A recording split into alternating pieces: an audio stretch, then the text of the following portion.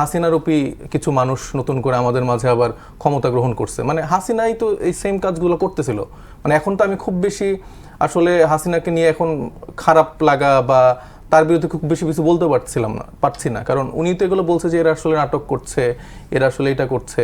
যেই ধরেন যে ইলিয়াস সাহেবের যে ফ্যামিলিকে নিয়ে যে সে একটা কুমিরের কান্নার একটা নাটকের যে মঞ্চায়ন করলেন পরবর্তীতে, যে মানে তারাই মেরে আমাদের ইলিয়াস ভাইকে ধলেশ্বরী নদীতে ফেলে দিয়েছে, তাকে একদম শেষ করে দিয়েছে। তো সেই জায়গা থেকে আবার তার ফ্যামিলিকে সে আশ্বাস দিচ্ছে যে আমরা বিচার করব।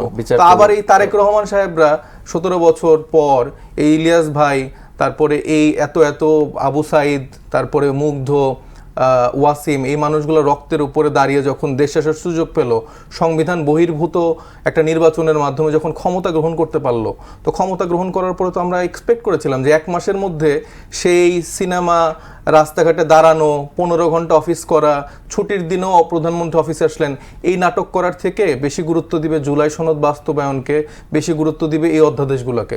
সেগুলোকে না দিয়ে তারা নাটক করছে। তো এখন এগুলো কার ইশারায় করতেছে? যার ইশারায় আসলে শেখ হাসিনা 17 বছর ধরে এগুলো করছে, তার ইশারাই হচ্ছে যে তারেক রহমান আবার এগুলো করা শুরু করছে। তাদের ইঞ্জিনিয়ারিংয়ে তারা আবার এই ক্ষমতায় বসছে, সেটাই তারা বাস্তবায়ন করতে যাচ্ছে।